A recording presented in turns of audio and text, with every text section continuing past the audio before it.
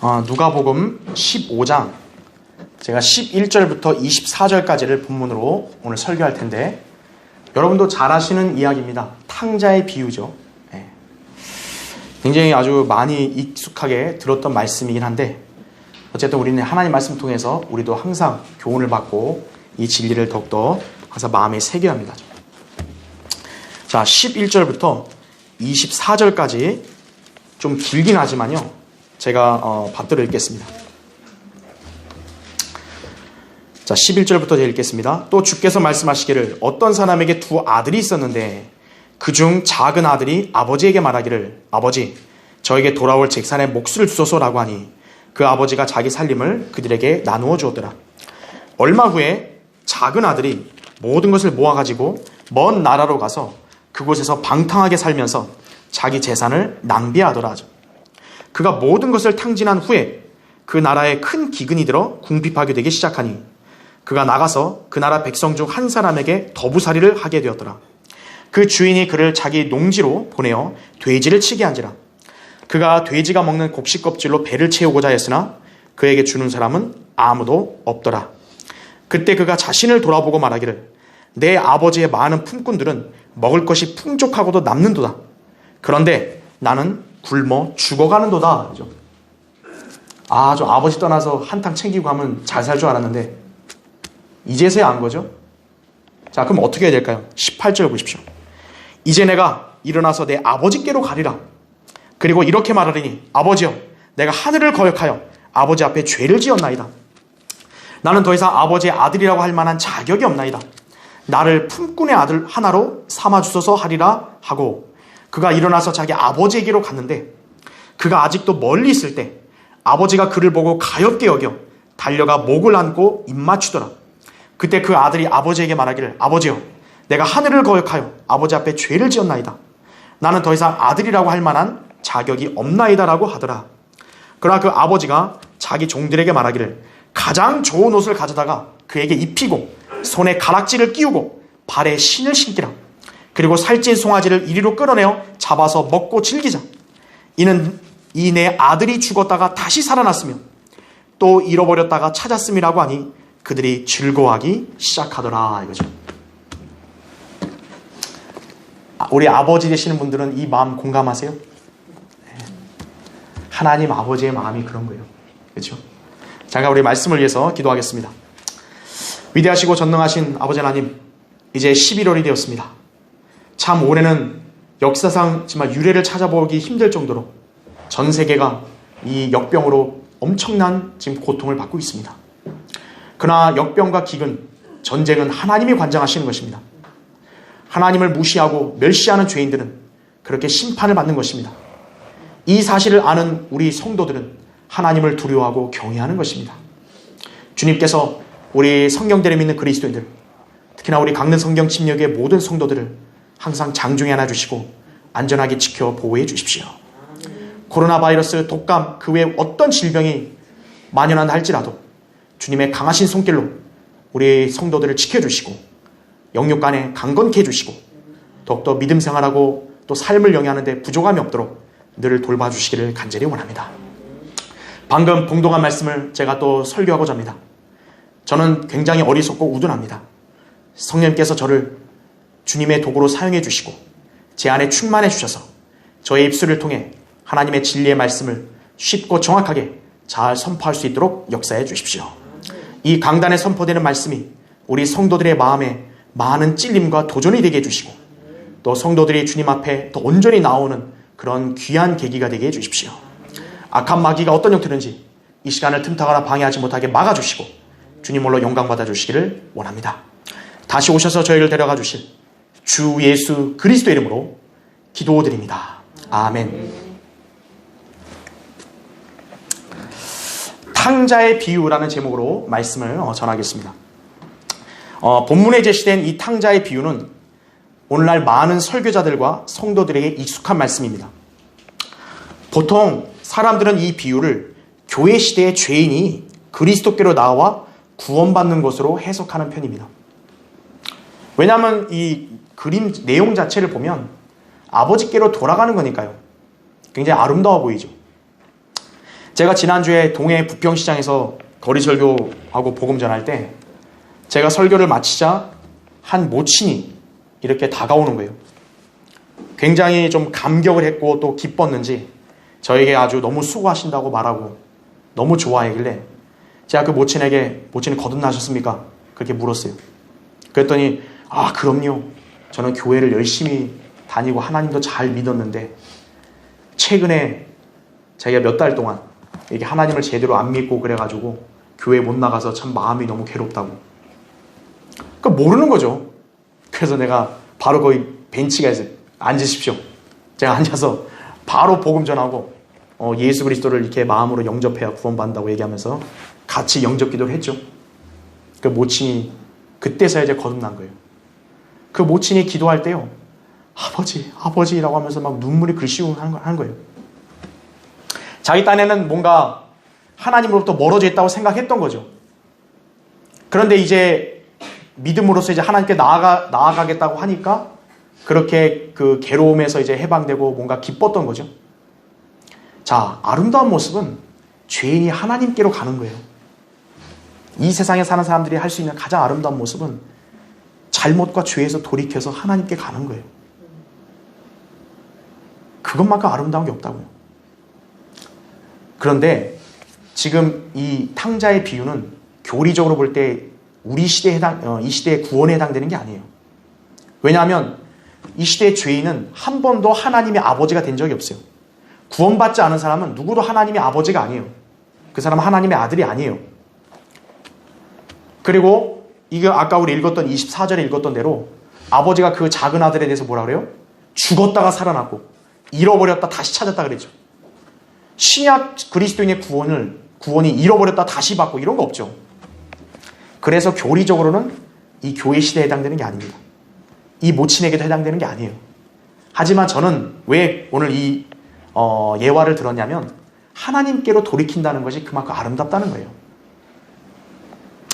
자, 이 비유는 아버지 하나님으로부터 멀어지고 그분을 떠나 영적으로 타락한 삶을 추구하는 성도, 그리스도인에게 해당된다고 볼 수 있습니다. 그런 성도가 자신의 잘못을 깨달아 회심하면 하나님 아버지께서는 사랑과 자비로 그를 받아주시고 다시 교제를 회복해 주십니다. 그런 의미에서 탕자의 비유는 자녀들을 향한 하나님 아버지의 자애하심을 보여주는 그림이에요. 우리 신약 성도들이 영적으로 이걸 적용해 볼 때는 구원받은 성도가 하나님으로부터 떠났다 이거죠. 세상으로 나아갔다 이거죠. 진리를 저버리고 비진리를 따라 딴 데로 가 있다가 이제 잘못했음을 깨닫고 다시 돌이켜 회심하여 주님께 나오면 받아주신다 이거예요. 인간이 가지고 있는 고질병, 망각입니다. 자신이 받은 은혜와 사랑, 또 자신만이 누리고 있는 특혜와 환경 등을 감사하게 생각하며 소중하게 간직하지 못할 망정, 오히려 그런 것들을 경시하는 성향이 자주 나타나기도 합니다. 우리가 진리 안에서 누리고 있는 이 자유, 또 화평, 하나님의 은혜, 이거에 대해서 무뎌질 때가 있습니다. 하나님의 말씀을 통해서 얻는 즐거움, 이 올바른 교회에서의 믿음 생활, 이것을 온전히 누리지 못하게 되면 어느 순간 그 같은 망각의 증세가 보이기 시작하는 거예요. 그때 마귀는 그 타이밍을 노려서 저 세상과 육신 안에서 사는 삶이 너무 좋아 보이게 그렇게 유혹하는 것이, 이렇게 말씀 따라 살기 힘들었지 저 바깥을 보라 이거예요. 얼마나 저게 편해 보이고 살기 좋아 보이냐. 그런 유혹이 더 강하게 오는 거예요. 그럴 때일수록. 그렇죠? 자, 이때 자신의 마음을 다잡지 못하면 결국 하나님에게서 떠나 믿음을 저버리고 세상으로 나아가는 것입니다. 그런 사람의 운명은 어떻겠습니까? 오늘 탕자의 비유를 상고했다면 실로 비참하다는 것을 알 수 있겠죠. 저 세상은 하나님의 자녀가 살 곳이 못 됩니다. 그럼에도 하나님에게서 멀어져 떠나려고 하는 성도들은 그런 세상을 동경합니다. 왜냐하면 그들의 안목은 이미 세상에서 자기 멋대로 하며 살 수 있는 삶에 집중하기 때문입니다. 즉 그들의 마음에는 이미 하나님에 대한 사랑이 없는 것이에요. 자, 성경은 그런 사람에게 이렇게 경고하고 있습니다. 세상도, 세상에 있는 것들도 사랑하지 말라 하죠. 누구든지 세상을 사랑하면 아버지를 사랑함이 그 안에 있지 아니하니. 이는 세상에 있는 모든 것이 육신의 정욕과 안목의 정욕과 생의 자랑이요 아버지께 속한 것이 아니라 세상에 속한 것이기 때문이라 하죠. 세상도 세상의 정욕도 사라지지만 하나님의 뜻을 행하는 자는 영원히 거하느니라. 요한일서 2장 15절부터 17절까지 말씀입니다. 나는 세상도 좀 즐기고 사랑하면서 하나님도 사랑할래요. 성경은 그게 아니다 이거죠. 세상을 사랑하면 하나님을 사랑할 수 없어요. 그러므로 우리 각자의 마음이 주님을 사랑하고 있는가? 나는 지금 진리의 말씀에 순종하고 있는가? 내 자신이 아니라 나는 주님을 위해 살겠다는 신념을 계속 지니고 있는가? 항상 살펴야 합니다. 물론 우리는 때론 마음을 지키지 못하여 저 세상과 또 다른 것들로 인해 흔들린 나머지 주님에게서 멀어지려고 할 때도 있습니다. 이때 우리는 탕자의 회개를 기억해야 합니다. 하나님으로부터 멀어지면 복될까요? 비참해질까요? 비참해지는 거죠. 더 비참해지기 전에 돌이키라 이거예요. 아버지 하나님은 자녀가 돌이켜서 그분께 오는 것을 원하십니다. 잘하면 좋죠. 근데 사람이 어떻게 완벽하게 모든 걸 평생 잘할 수 있나요? 잘못했을 때 다시 아버지께로 돌이켰으면 그것이 하나님이 가장 사랑하시는 것 중에 하나예요. 자녀가 그렇게 하나님께로 온전히 돌이켜 오면 하나님의 사랑과 은혜를 더 깨닫게 되는 것이죠. 그렇죠? 하나님은 그걸 원하시는 거예요. 이사야 55장 7절에도 악인은 자기의 길을, 불의한 사람은 자기 생각들을 버리고 주께로 돌아오라. 그리하면 주께서 그에게 자비를 베푸시리라. 우리 하나님께로 돌아오라. 그가 넘치게 용서하실 것임이라. 이사야 55장 7절입니다. 하나님이요, 악인을 멸망시키는 걸 원하실까요? 하나님은 회개하는 걸 원하시는 거예요. 잘못한 자녀를 하나님이 무조건 아주 실컷 때리는 것만 원하시나요? 돌이키시는 걸 원하는 거예요. 이것이 우리가 탕자의 비유에서 배우는 교훈입니다. 그래서 오늘 설교의 주제는 탕자의 비유를 통해 배워야 할 교훈이 한번 오늘 말씀으로 살펴보겠습니다. 첫 번째요. 아버지에게서 떠나려고 할 때부터 타락은 시작되는 것임을 알아야 된다. 오늘 거기 본문 11절부터 13절 보세요. 또 주께서 말씀하시기를 어떤 사람에게 두 아들이 있었는데 그중 작은 아들이 아버지에게 말하기를 아버지 저에게 돌아올 재산에 몫을 주소서라고 하니 그 아버지가 자기 살림을 그들에게 나누어 주었더라. 얼마 후에 작은 아들이 모든 것을 모아가지고 먼 나라로 가서 그곳에서 방탕하게 살면서 자기 재산을 낭비하더라. 이렇게 말씀하죠. 작은 아들이 아버지에게 자기 몫을 요구한 것은 법적으로 하자가 없습니다. 자녀가 아버지의 재산을 받는 거 당연하죠. 그러나 그의 숨은 의도와 동기는 결코 선하지 않았는데 오늘 말씀에서 보듯이 왜 재산을 요구했을까요? 자기 몫을 챙겨서 아버지에게서 떠나려고 하는 것이. 왜 그는 아버지에게서 떠나려고 했을까요? 자신이 아버지 아래에서 사는 것보다는 저기 보는 먼 나라에 가서 자기 마음대로 사는 게 더 좋아 보였기 때문이겠죠. 즉 이미 그의 마음은 아버지에게서 떠나기로 작정한 것입니다. 그러다 보니 그는 아버지의 사랑으로 현재 살고 누리는 것에 대한 소중함을 완전히 망각해버린 것이에요. 마음이 없는 사랑, 그것은 하는 대상, 받는 대상 모두 괴로운 법입니다. 여러분 마음이 없는 사람하고 한번 결혼해서 산다고 생각해보세요. 그런 진짜 사는 게 지옥이단 말 하잖아요, 사람들이요. 마음이 없는 사랑, 마음이 없으면 몸도 같이 있기 싫은 거예요. 지금 탕자의 경우가 그렇습니다. 그의 마음이 아버지에게서 멀어지고 종국에는 떠나려고 결심했을 때부터 이미 타락은 시작된 것과 마찬가지입니다. 성도가 아버지 하나님의 사랑과 은혜를 망각하여 자기 마음에 하나님을 우선시하지 않게 되면 그것은 곧 영적 타락의 시작이 되는 것이에요. 근데 그걸 계속 방치하게 되면 어떻게 되죠?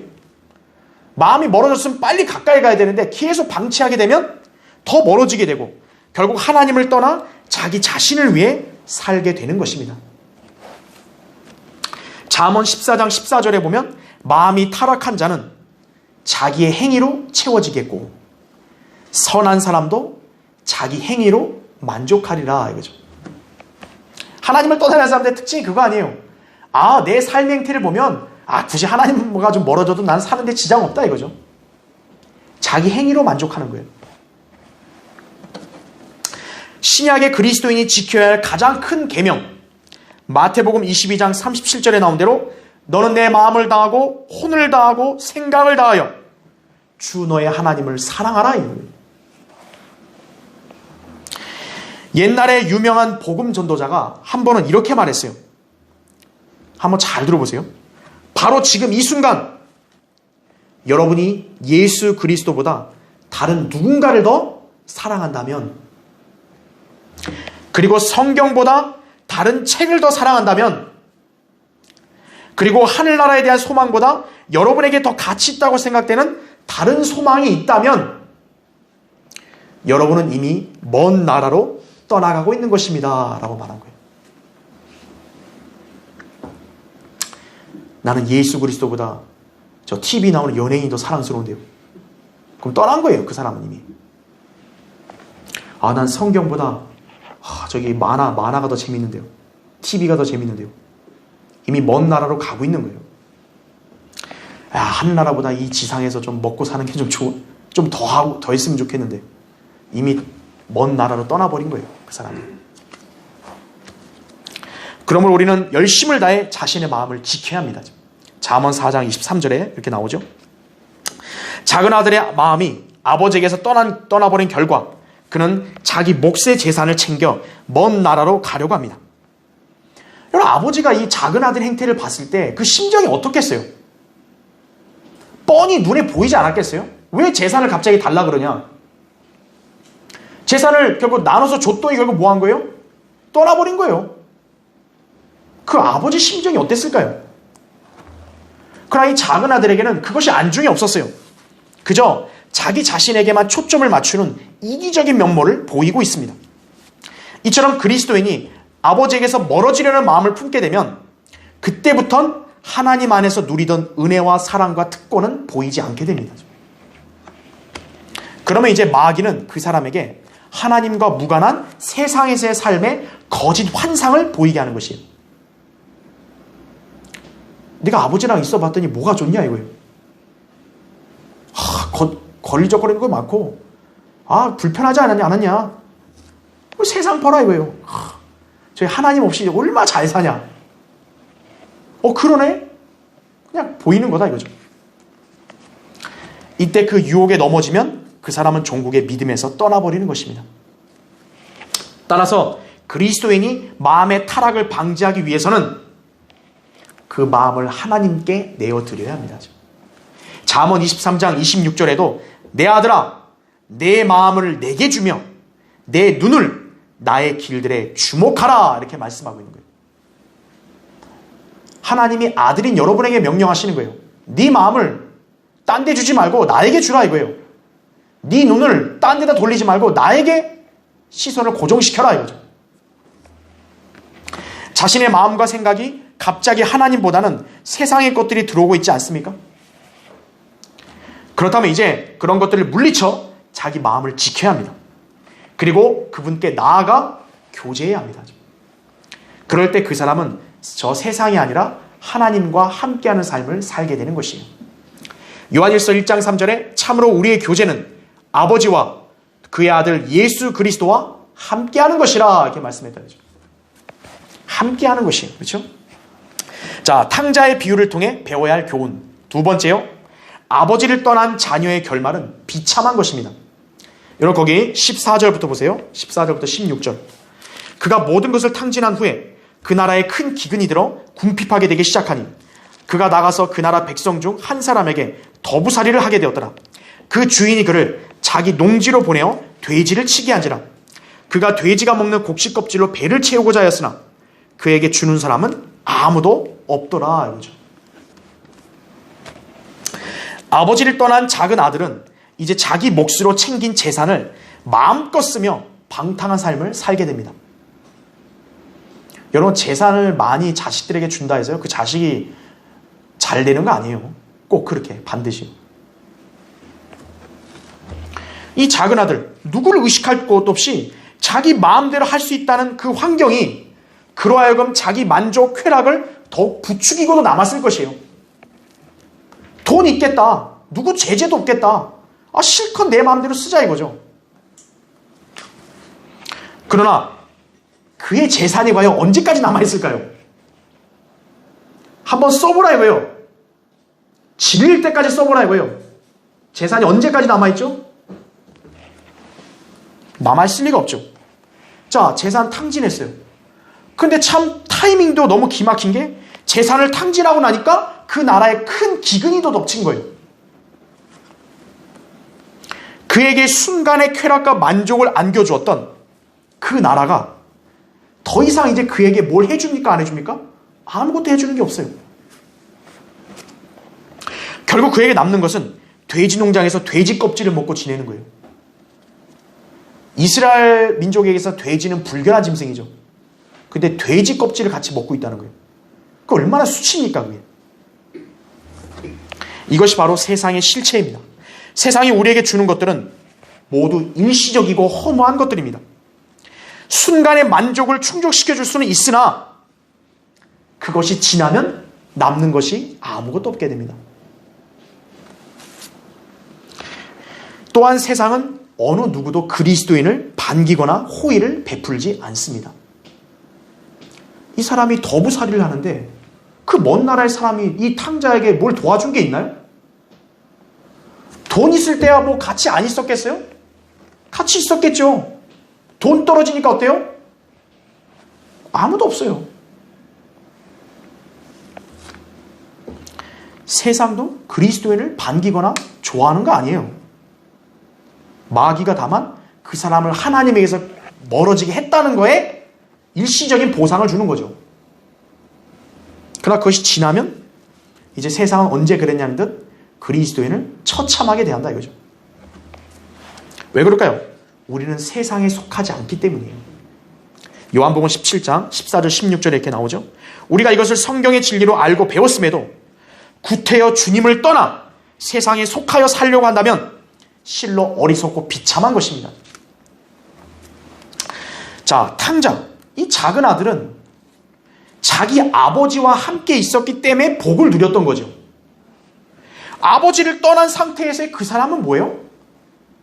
아무것도 아닌 존재에 불과한 거예요.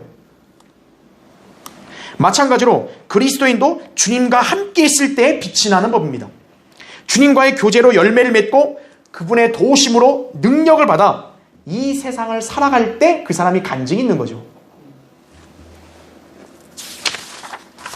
그러나 주님에게서 떠난 성도는요, 어떤 능력과 도우심도 받지 못합니다. 성경대로 믿고 진리 안에서 실행한 사람, 일반 성도뿐만 아니라요, 심지어는 설교자, 사역자까지도요, 그 사람이 그 당시에 하나님께 인정받고 성도들에게도 존경받았던 것은 하나님이 그 사람 안에서 역사한 것뿐이지 그 사람이 대단한 게 아니에요. 진리에서 떠나버리면 어떻게 되냐? 비참해지는 거예요. 그 사람은 더 이상 예전에 우리가 알던 그 사람이 아니에요, 이제는. 자, 세상이 주님을 떠난 성도에게 뭘 보장해 줄까요? 아무것도 안 해줘요.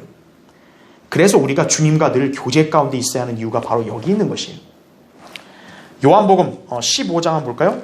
그럼 잠깐 위에 성경 껴놓으시고, 오늘 여기 있는 거 이따 필 거니까 껴놓으시고, 요한복음 15장 거기 한번 4절 한번 보십시오.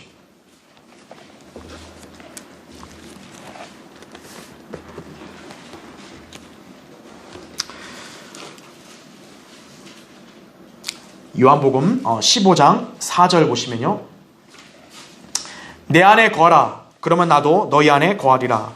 가지가 포도나무에 붙어있지 아니하면 스스로 열매를 맺을 수 없듯이 너희도 내 안에 거하지 아니하면 역시 그렇게 되리라.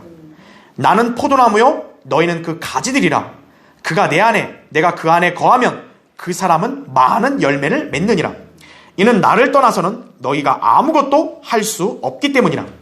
내 안에 거하지 아니하는 사람은 가지처럼 버려져 말라버리느니라. 그러면 사람들이 그것들을 거두어 불 속에 던질 것이요 그것들은 타버릴 것이라. 너희가 내 안에 거하고 내 말들이 너희 안에 거하면 너희가 원하는 것은 무엇이나 구하라. 그러면 너희에게 이루어지리라. 기동답의 약속이죠. 8절에 너희가 많은 열매를 맺는 이 일로 나의 아버지께서 영화롭게 되실 것이요 너희는 내 제자들이 되리라. 이렇게 말씀하십니다. 그렇죠. 주님 안에 거해야 된다 이거예요. 예. 진리 안에서 온전히 믿음을 견고히 이렇게 붙잡고 서 있어야 한다 이거죠. 그럴 때 그 사람이 주님을 영화롭게 해드리고 그 사람 삶도 풍성하게 되는 거죠. 진리를 떠나버린 사람은 곧 아버지를 떠난 탕자와 똑같아요.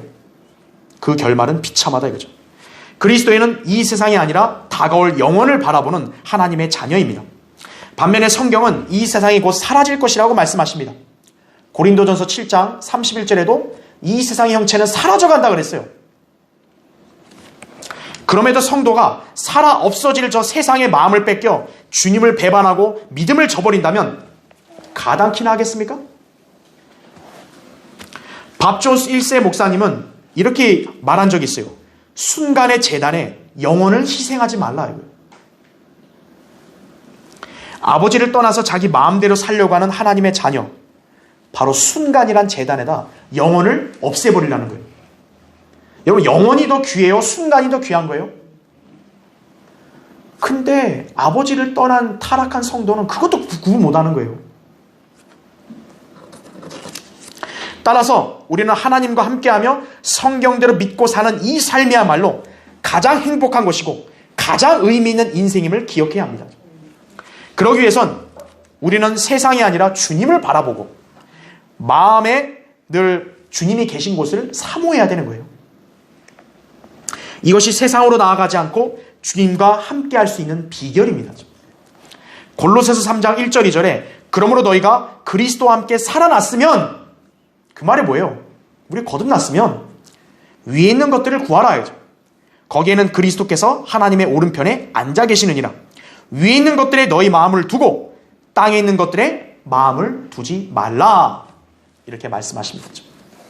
자, 탕자의 비유를 통해 배워야 할 교훈 세 번째요. 자녀가 회개하면 아버지는 다시 받아주십니다.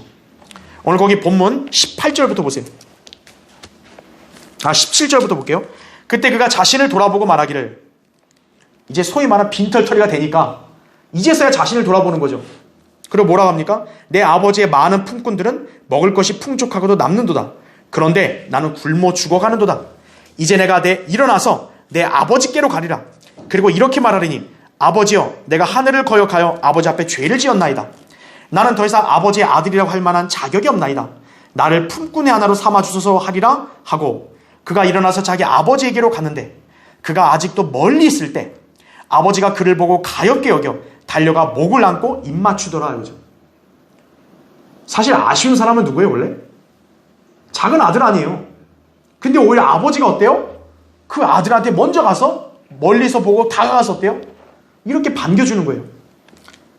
21절에 그때 그 아들이 아버지에게 말하기를, 아버지여, 내가 하늘을 거역하여 아버지 앞에 죄를 지었나이다.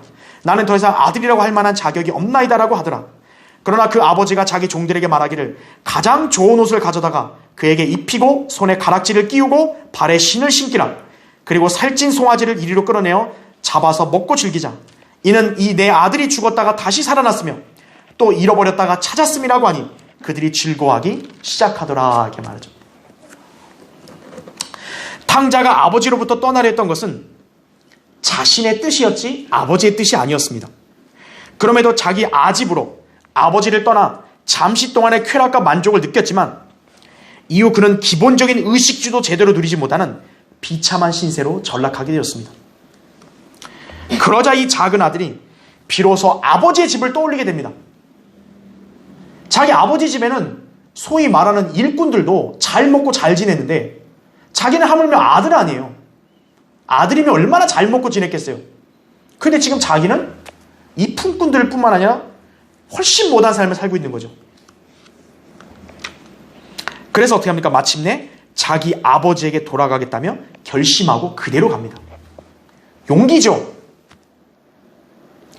죄인은 하나님 앞에 용기를 가지고 나아가야 돼요. 내가 잘못했습니다. 그럼 하나님이 용서하시는 거예요, 그 사람은. 자, 죄의 본질은 뭘까요? 하나님을 떠나는 것입니다. 어떤 상대방에게 죄를 졌다 해서 그게 그 사람한테 죄진 게 아니라 1차적으로 죄는 하나님께 짓는 거예요. 하나님을 거역하는 것이다 이거죠. 시편 51편 4절에도 나오고 또 창세기 39장 9절에 요셉도 그렇게 얘기했죠. 따라서 하나님께 죄를 지었다고 자백하는 것은 물론 그 죄에서 돌이켜 하나님께로 나아가야 합니다. 이것이 회개의 정의예요. 회개라는 게 그냥 눈물 콧물 다 짜고 소리 지르고 이게 회개 아니에요. 회개는 죄에서 돌이켜서 하나님께로 나아가는 게 회개예요. 근데 오늘날은 자기 죄책감만 터놓는 사람들이 대다수예요. 아, 내가 잘못했다. 내가 죄를 졌다. 내가 죄인이다. 그리고 끝나는 거예요. 그 사람은 아무 일도 안 일어나요. 죄인인 거 알았으면 하나님께로 나아가야 돼요. 그래야 그 사람 변화가 있는 거예요. 자신이 지은 죄의 행동에 대해서 슬퍼하고 그냥 후회하는 것, 이것은 회개가 아닙니다. 그냥 후회한 거죠. 고린도서 7장 10절에 이렇게 나옵니다. 하나님의 뜻대로 하는 슬픔은 구원을 위한 회개에 이르게 하므로 후회할 것이 없느니라. 그러나 세상의 슬픔은 사망에 이르느니라. 이렇게 말씀합니다. 왜? 하나님의 뜻대로 하는 슬픔과 세상의 슬픔 차이가 뭘까요? 그건 여러분이 베드로와 유다 이스카리옷을 보면 알 수 있어요. 자, 베드로는 분명 예수님을 3번이나 부인하고 저주까지 했죠. 하지만 베드로는 어때요? 회복됐어요? 안 됐어요? 회복됐죠. 반면에 유다 이스카리옷도 어때요? 예수님을 팔아 넘기고 나서 나중에 예수님을 봤을 때 그 모습에 자기가 양심에 찔려 어때요? 가서 자살했죠. 자기가 이 무지한 사람 피를 흘린 죄를 졌다. 자기도 죄 졌다 얘기했어요. 유다 이스카리옷도. 근데 한 사람은 회복되고 한 사람은 자살한 거예요. 왜 그럴까요? 그들의 슬픔이 달랐기 때문이에요. 하나님의 뜻대로 하는 슬픔은 뭐냐? 구원을 위한 회개에 이르게 한다 이거죠. 즉 자기 자신이 죄인이다 이거예요. 내가 술, 담배만 하니까 죄인입니다가 아니라 나 자체가 죄인입니다. 하나님 앞에. 그러니까 나는 하나님의 자비가 없으면 안 됩니다. 그렇게 나아가는 사람은 구원받는 거예요. 반면에 아이고 내가 또 이거 잘못했다. 아이고 내가 왜 이렇게 잘못했냐. 내가 이렇게 이런 죄를 졌구나. 아이고 이렇게 끝내버리면 어때요? 그게 바로 세상의 슬픔이에요. 유다 이스카리옷 하나님께 나와 회개했나요? 자기 혼자 후회하고 죽어버렸죠. 출애굽기에 나온 파라오 모세 앞에서 내가 죄졌다. 하나님 앞에 죄졌다 그랬죠. 근데 회개했나요? 안 했죠. 발람 역시 마찬가지라고.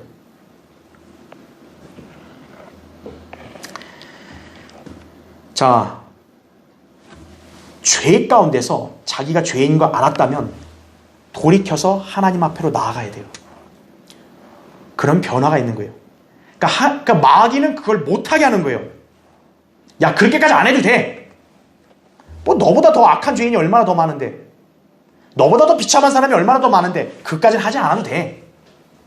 자기 혼자 그냥 자기 만족으로 하는 거예요. 이 탕자의 비유를 주일학교에서 그림판으로 이제 공부했을 때 10살 먹은 남자아이가 어머니에게 이렇게 말했다고 그래요. 야, 저 그림에 배고픈 어린 남자아이가 있었는데 마귀가 집에 못 가게 했어. 그런 거예요. 그 어린아이 참 똑똑하죠, 상당히. 네. 마귀가 못 가게 하는 거예요. 좀 재산 탕진했다. 야, 괜찮아.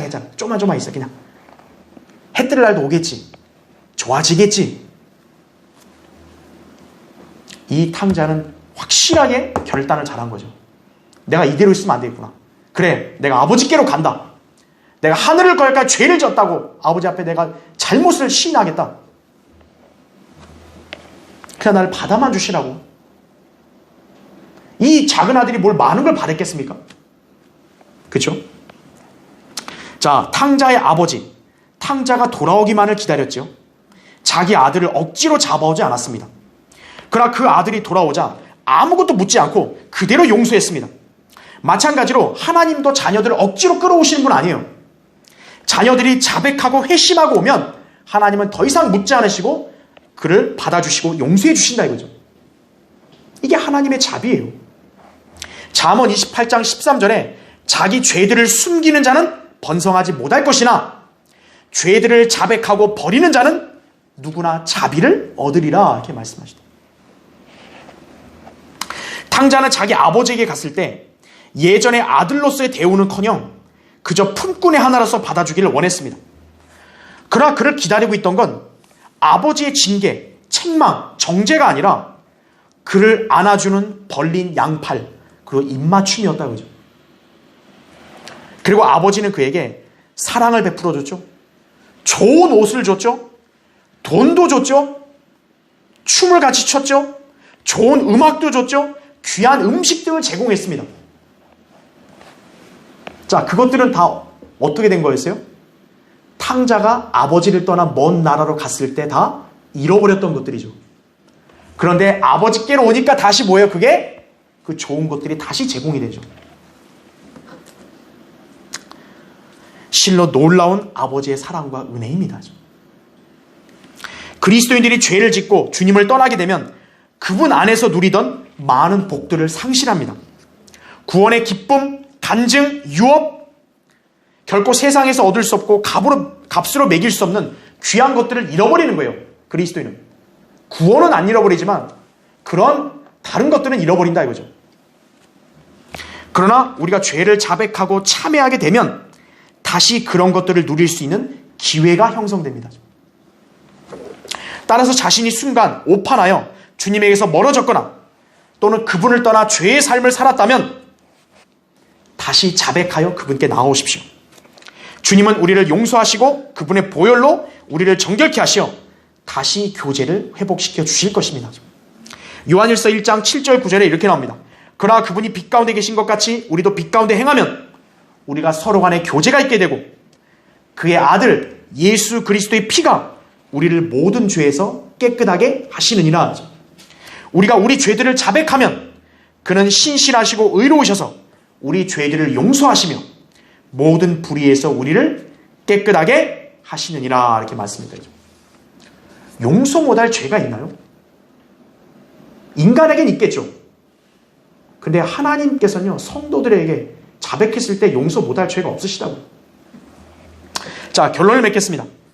항상 순종하고 올바르게 행동하며 성실한 아들을 바라보는 아버지의 마음은 참으로 흐뭇할 것입니다. 반대로 아버지를 마음 아프게 하고 자기 멋대로 행동하고 자기에게서 늘 멀어지려고 하는 아들을 보노라면 참으로 가슴 아프고 슬플 것입니다. 아버지는. 그런데 그 아들이 잘못을 뉘우치고 변화된 모습을 보인다면 그것을 바라보는 아버지의 마음은 훨씬 뿌듯하겠죠. 이것이 아버지의 마음이에요. 아버지에게 있어서 귀하지 않은 아들이 어디 있겠어요? 아버지 하나님은 가장 귀한 독생자, 자기 아들의 피로 여러분을 구속하셨잖아요. 안 귀하겠습니까? 탕자의 비유는 교회 시대 죄인이 구원받는 모습을 예화로 보여주는 말씀이 사실 아닙니다. 구원받은 하나님의 자녀가 진리를 믿고 실행하는 삶에서 이탈하여 주님을 떠나 세상으로 나갔다가 거기서 비참함을 경험하고 나서 진정으로 참회하여 주님께 다시 돌아오면 용서받는다는 것을 묘사하는 아름다운 이야기예요.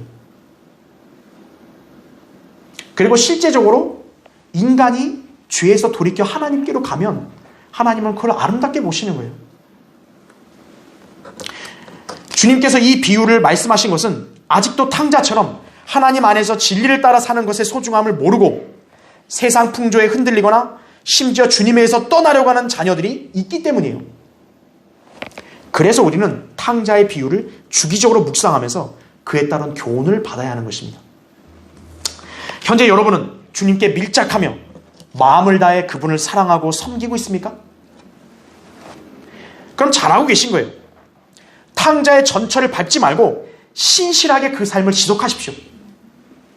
혹시 그게 아니라 자기 마음이 주님께로부터 멀어져 있었거나 열정이 식었거나 진리에 순종하지 않는 삶을 지금 혹시 살고 있다면 그런 분은 탕자의 비참함과 회개를 기억하십시오.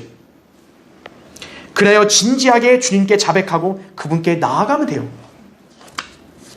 완벽한 사람은 없다고요. 때로는 탕자같이 아버지 하나님의 그 사랑의 손길을 망각할 때도 있어요. 멀어지려고 할 때도 있어요. 그러나 다시 나아가면 된다고요. 왜 다시 안 나가면 어떻게 되죠? 탕자처럼 비참하게 되기 때문이에요. 구원받은 성도에게 보장된 특권, 주님께 나아가 자백하면 용서해 주시고 다시 그리스도인의 삶을 회복할 수 있다는 거예요. 우리는 하나님의 아들들이에요. 아들이 아버지께 못 나아갈 이유가 있나요? 언제든 나아갈 수 있죠. 그러면 아버지는 그분께 나오는 아들을 어떻게 여기시겠어요? 귀찮다고 야 가라 그러시겠어요? 항상 기뻐 받아주시는 것이 이런 하나님의 놀라운 사랑과 은혜를 항상 기억하고 사시길 바랍니다. 자, 기도하겠습니다.